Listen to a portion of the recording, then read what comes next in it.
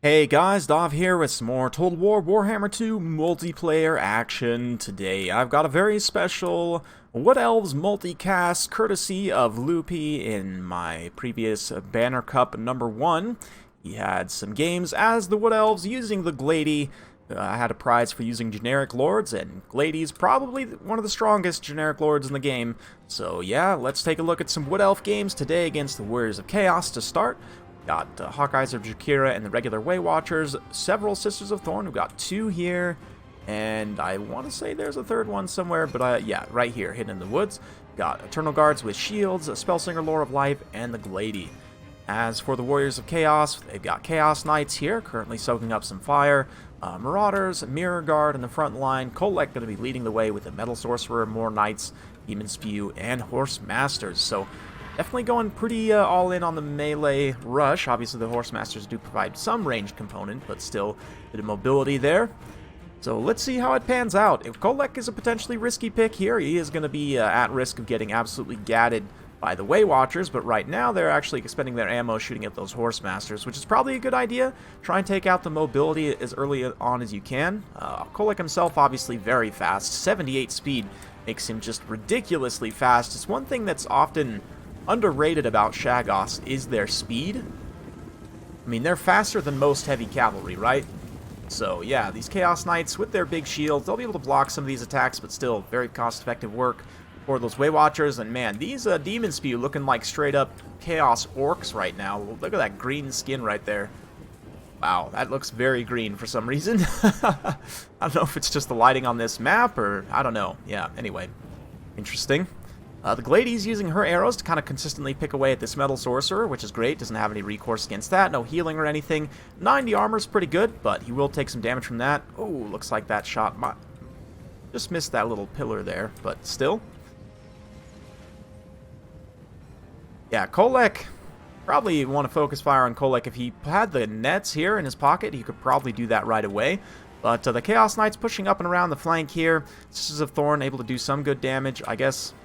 Yeah, Final Transmutation going to be used here. I almost might pop this Final Transmutation on these Hawkeyes because they have relatively low HP and low model count. The scaling does mean you'll pick off quite a few of those unit models, so might have saved that and tried to cast it, even like over here where you've got these 2 Way Watchers plus the Sisters of Thorn all together, but it is going to do a lot of damage to the Glady, help equalize that balance of power. Just going to net and breath the Sorcerer there. Chaos Knights come in, Power Sword charge on the Sisters of Thorn. The physical resistance will help them hold out for a little bit, but the Chaos Rush is incoming. Forsaken and Chaos Marauders getting into the front line, doing a great job against those Eternal Guard. That bombardment there from Kolek was a little bit of a swing and a miss, but the Way Watchers are trying to pull away here. Chaos Knights doing their best to get into this back line. Kolek's also pushing through, though, and again, since Kolek's taken basically no damage at this point, he is going to be a pretty extreme risk to all of these Way Watchers and the Sisters and everything. Glady's got some good healing, a regrowth on her, also to refresh her vigor.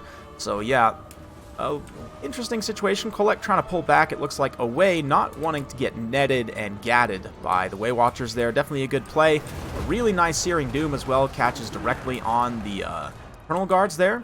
If you could somehow get the Searing Doom on the Sisters of Thorn without them moving, Searing Doom will actually tear apart, especially like cavalry that relies primarily on physical resistance, such as Sisters of Thorn. But now that the Sorcerer's gone, Kolek is going to feel the wrath of the Way Watchers. And yeah, it gets a little bit caught up on those Eternal Guard, which is not the best, but it does look like he's going to land the charge here, get in and get back on these units. Meanwhile, the Sisters of Thorn, ooh, they take some good damage on the charge there, but they are able to break those Chaos Knights. Definitely well worth it. I don't think, yeah, they might have lost only 1 model there, so that's not too bad. The Sisters of Thorn, especially if you can be healing them, because they have low model count, you can definitely get some good efficiency as long as you don't lose too many models. Yeah. Glady doing a great job kind of poking in shots at various places. Kolek really doesn't have a great place to go here, unfortunately, because of these Way Watchers still being alive. Like, just, yeah, the pressure kind of... Yeah, it's interesting. Interesting pick here, definitely. I would not take Kolek against the Wood Elves. Big Bird is definitely my preferred choice, and even then, with Prey of Anathrema, you know, you can be at risk, as it does debuff missile resistance, and the Glady can come down and fight you in melee, although it is a bit of RNG. I mean, the Glady has decent stats, but only 50 armor and relying on physical resistance, with Sarthrel having pretty good attack and defense, and good weapon strength, and magic attacks more importantly. He actually can match up decently against the Glade Lord, especially with the right support, right? So it's interesting. I definitely prefer Big Bird in this matchup for the Chaos side. I'll kind of walk you guys through my build at the end there, but yeah. Hawkeyes, we'll kind of watch them. Cool regiment of renown here. They have smoke bombs, which I don't think they've actually had to use yet. That helps them get out of a tight squeeze if they need to. Little Legolas boys. I'd have to say, I'm a huge fan of the Glade Dragon. I don't know why. The like, haggard... what would you call these things? Antlers. There we go. I don't know why I was forgetting that word. The antlers up on the Forest Dragon really just set it off for me. I think it really sets it apart from the other dragons. Makes it look very unique. But Kolek not going to be long for this world. He does still have about half his HP left, so it's a pretty good amount. But yeah, all this armor-piercing missile fire, the Demon Spew, not going to be able to catch... Oh, those are actually the Mirror Guard. Yeah, definitely not going to be able to catch the Way Watchers, especially with the Sisters of Thorn coming in there to help screen out. And yeah, at this point, the Sisters of Thorn and the Glady and the Spellsinger could probably all multi-charge Kolek and take him out. But for now, just using up the last of their ammunition, you know, very elf-like. But, yeah. Looks like there's the prey to help debuff his missile resistance. Shaggoths in general actually have a little bit more missile resistance than your typical character or monster. But nice breath attack there. And that's going to lead to army losses. So, first victory in the bag. And, yeah, pretty straightforward build. Again, from Papa Palpatine, I would definitely recommend going with Big Bird in this matchup. I know we've got some other replays to get to, but I want to show you guys a Chaos build in just a minute here. But for the Wood Elf side, Triple Sister is definitely pretty deep, but I like the utility aspect of it, especially with the two Way Watchers, kind of being able to break up your opponent's advance. Use those armor-piercing missiles well, which he was able to. I do think maybe he could have prioritized sniping out Kolek a little bit earlier, or just pressuring him perhaps, but I definitely get taking out all the mobile units as a priority so that your Way Watchers will be safe. You know, definitely understandable kind of win condition thinking there. But just, again, from a Chaos standpoint, I don't necessarily hate the pick of Shaggoths here, but I do think Kolek is a bit of a trap. I actually have seen Sarthrel builds that use Sarthrel plus double Shaggoths. This can be potentially pretty strong. I don't know, Plague of Rust might be good here just in case you run up against Durthu, but if you have two Shaggoths, you don't really need it. And then from there, you can just go super wide. Get like 5 Marauders, get a bunch of Marauder Horsemen. I'd also get a bunch of Hounds as well. Big fan of the Doggos. Probably don't need all poison, so we can maybe skimp on a few. That lets us get 5. Something like that actually might not be too bad. It's pretty mouth breather if I'm being completely honest. But you've got your 3 monsters and your super wide build. Basically all of this stuff is just to run around, be mobile, hit and run. Make sure you don't get your high value units caught out anywhere. And yeah, just try and chase as many things off as you can with kind of superior swarming numbers and those quick shock charges from Sarthrel and from the Shaggoth. So anyway, let's get to the next replay without further ado. Now for part 2 of the Glady's Wild Ride, we're going to be watching as she takes her force against the boys. We've got Greenskins here led by Chosen One and by Azag the Slaughterer up in the air. We've got 2 Doom Diver catapults, archers, like, yeah, Night Goblin archers, the Rusty Heirs even. Goblins, Orc Boys in the front line. Nice wide build. Tief Rabbas, that's an automatic win right there in my book. Savage Orc Biggins, Horse Goblin Spider Riders, and Nasty Skulkers. For Loopy's Elves, he's got plenty of Skirmish Cav, Hagbane Tips, Glade Riders, yeah, Sisters of Thorn, and the Glady obviously with the Spellsinger, tons of Dryads, and a couple of Wild Riders. So he's probably hoping to kite, but because of the Doom Diver catapults, sorry, it's going to be interesting. He'll be continuously pressured by them, but we'll see what targets the Doom Divers choose to shoot at. Right now, probably going after the Sisters of Thorn might be your best bet, just because the high missile damage there will cut through the physical resistance pretty efficiently.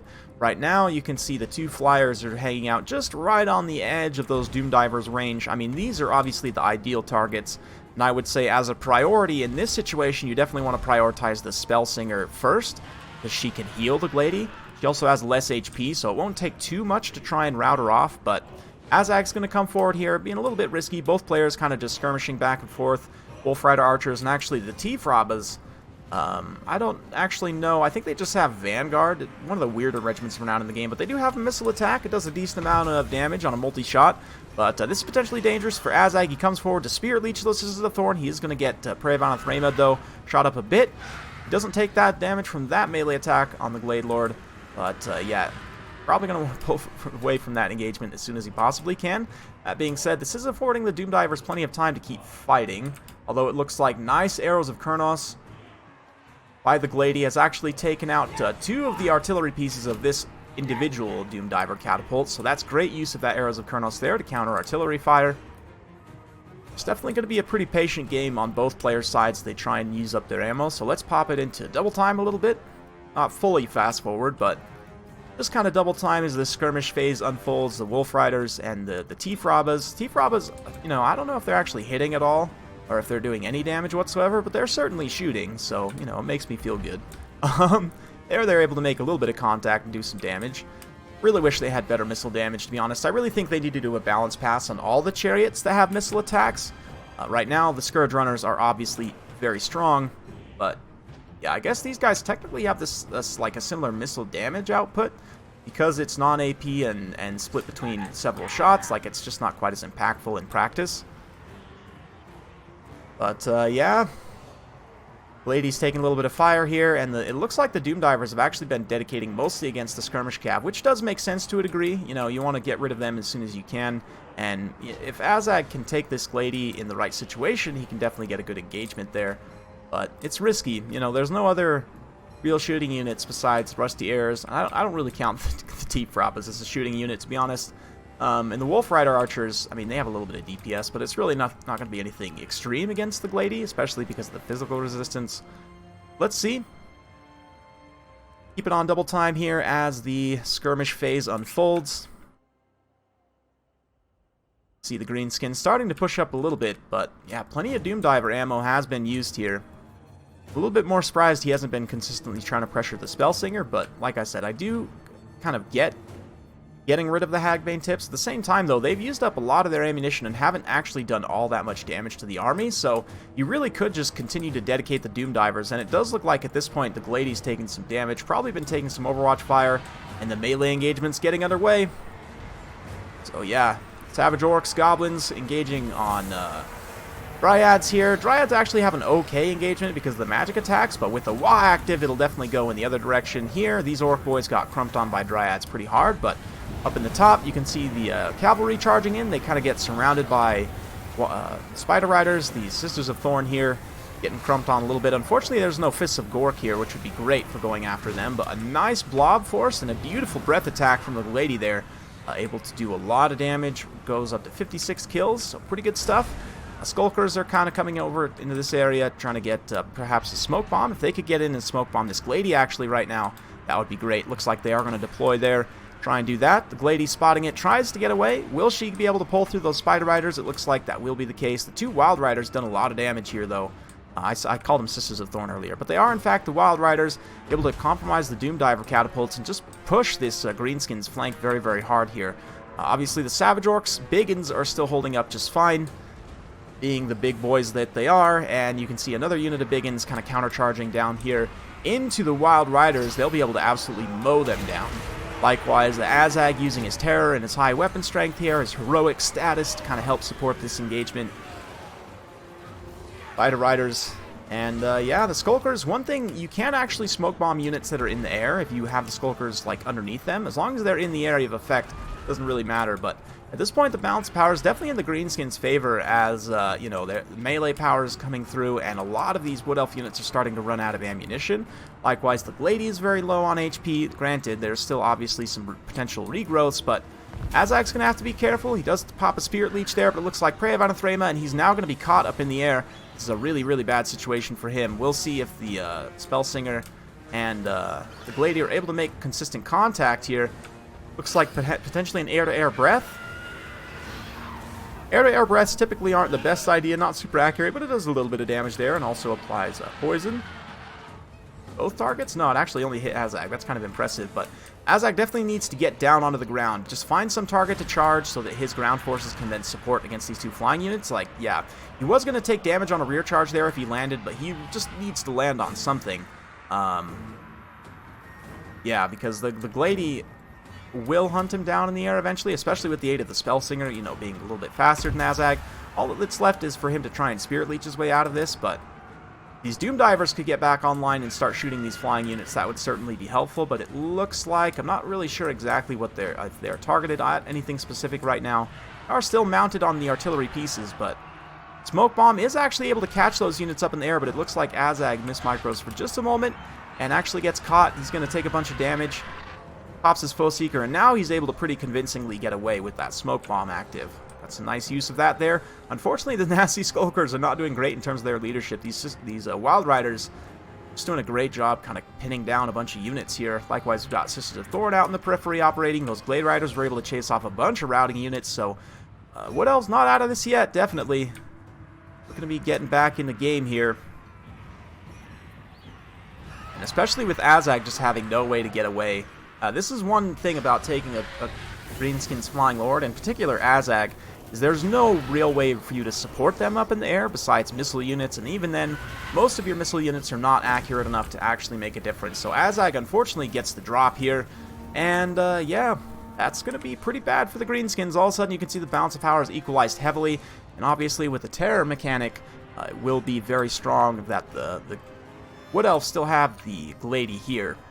So boys, not looking too good. That was a nice advantage they had, and they've managed to squander it, but Tifraba's gonna get shattered here. We'll go ahead and pop it back and fast forward as there's quite a bit of chasing and such.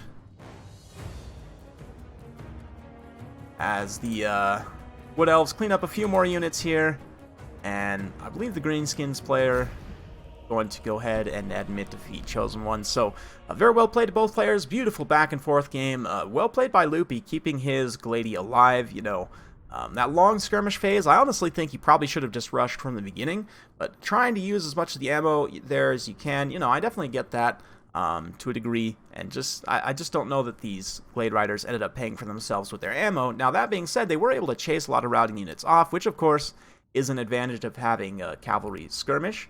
You know, skirmish cav, if you will, is that once they use their ammo, they can actually chase routing units off and have some utility in melee.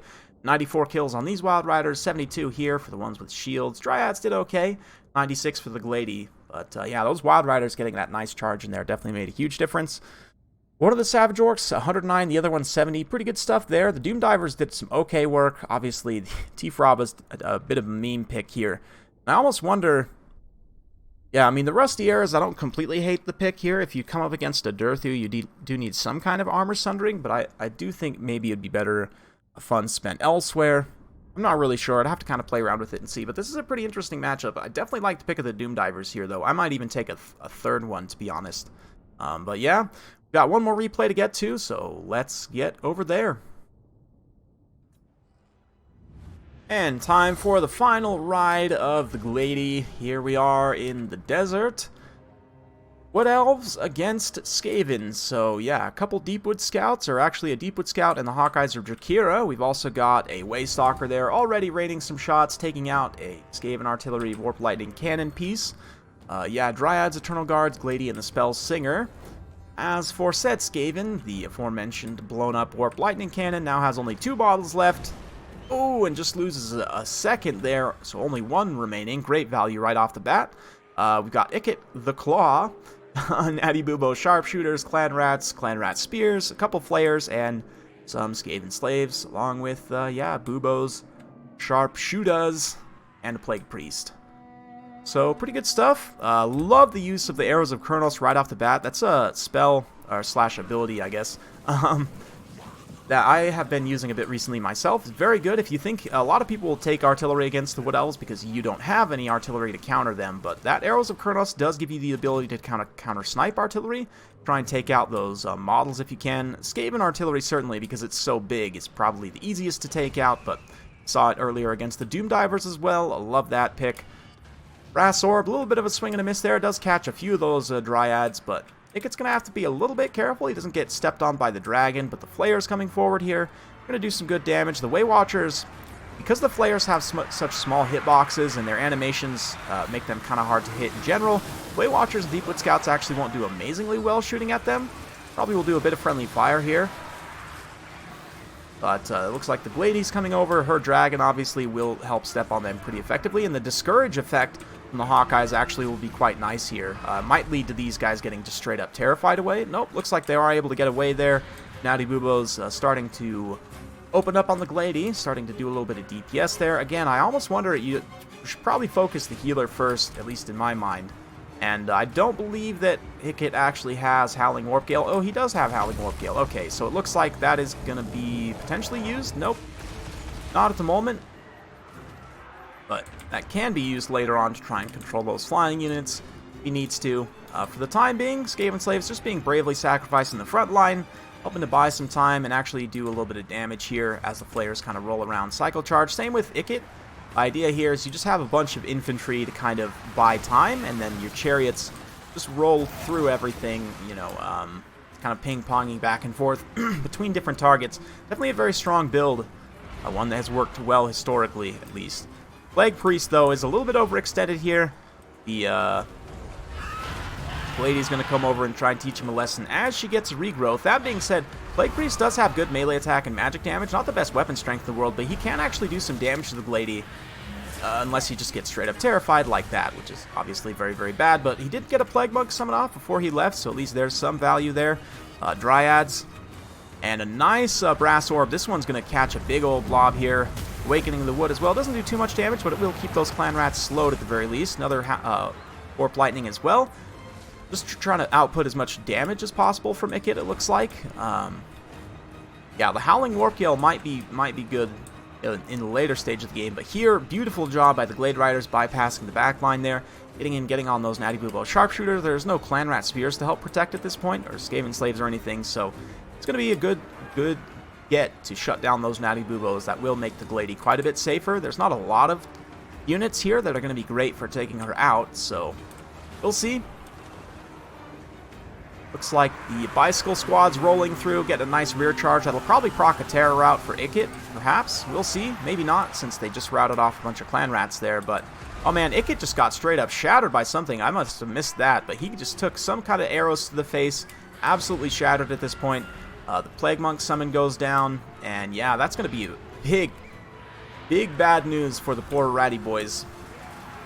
Large problem, as they say. And now the Glady has more or less free reign to try and eat these Flayers. Not really a lot to dictate where she can go, so that's kind of the win condition thinking from Loopy's been very apparent in all of these games, and I really like you know, the way he's played everything, used his tools appropriately to shut down opponents' counters, and yeah, I mean, that last game was definitely pretty close. That was the closest of the three, I would say, but excellent use of the Glady and the Spellsinger in the air. Got some good use out of Arrows of Kurnos as well. Great to see. I don't highlight Wood Elves too much on my channel. I do neglect playing them often, I will admit. They're not my favorite faction to play. They're not my favorite faction thematically, so I don't feature them a whole lot on my channel. But this is something for you Wood Elf fans out there. Nice triple multicast, some beautiful Wood Elf tournament games, and certainly in high levels of tournament play with players who are very good with them. Wood Elves can be a very strong faction, but they are tough to play, I'll say. Yeah, so there goes the Skaven. That's another victory for Loopy. So big thanks to sending those ones in, and thanks for playing as well. Hopefully you guys enjoyed. I know I sure did. If you do like this sort of content, be sure to like, subscribe, hit that bell notification, so every time I upload a new video, you'll be notified. Thank you once again for watching, and we'll see you next time.